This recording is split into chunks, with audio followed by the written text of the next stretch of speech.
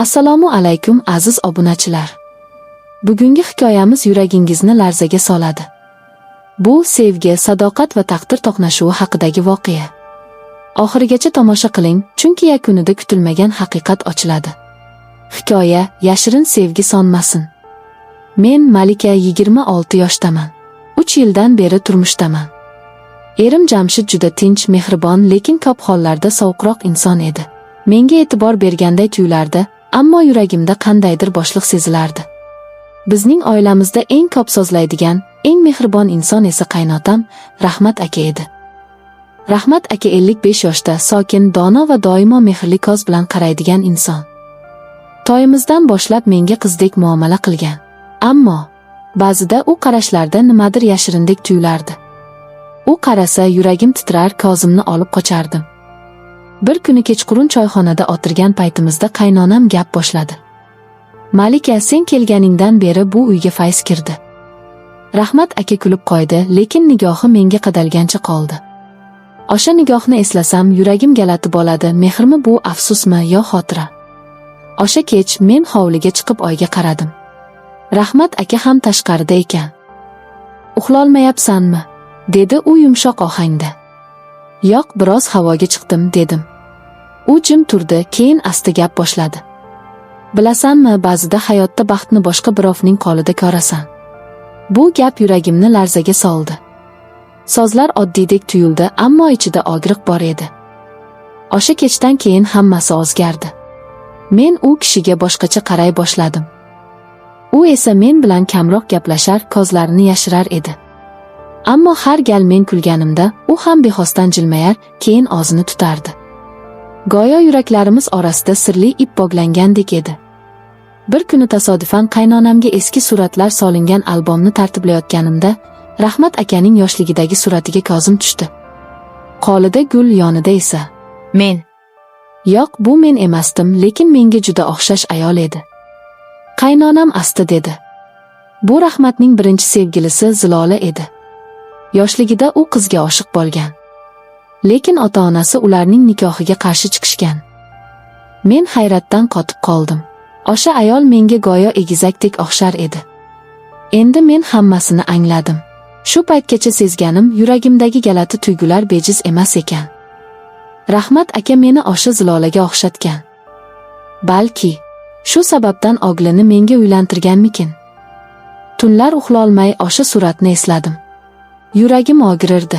Chunki endi men o'zimni o'sha sevgi tarixining soyasida his qilardim. Bir kuni Rahmat aka bilan hovlida yolg'iz qoldik. Men jimlikni buzdim. Siz meni Zilolaga o'xshatganingiz rostmi? U seskandi. So'ng uzoq jim turgach dedi. Sen men uchun o'sha yo'qolgan orzuning soyasisan, Malika. Men o'g'lim baxtli bo'lishini istadim, shuning uchun unga seni tanladim. Chunki bilardim, sen uni mehr bilan sevib yashaysan. Ammo sizchi? Dedim titrab.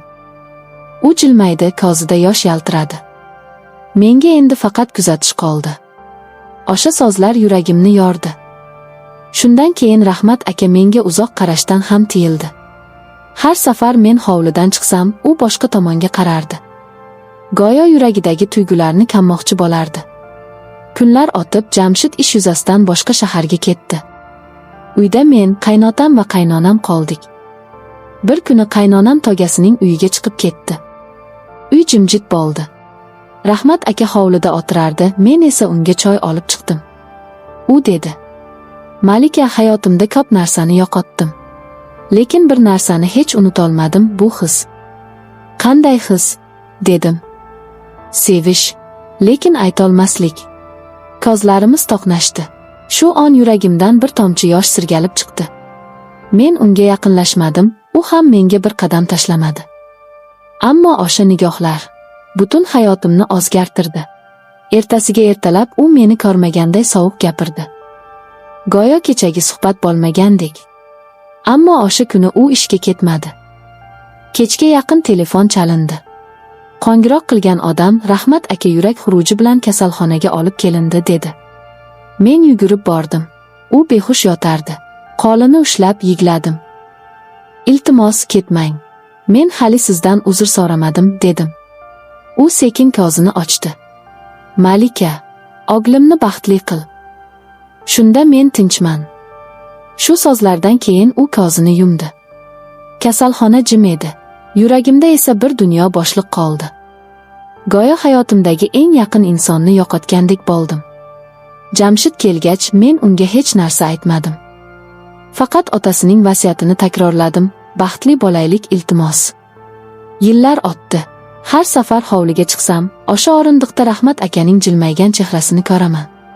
Ba'zida yuragimdan o'tadi, ehtimol u meni o'sha zilola sifatida emas, balki haqiqatan ham sevgan bo'lgan.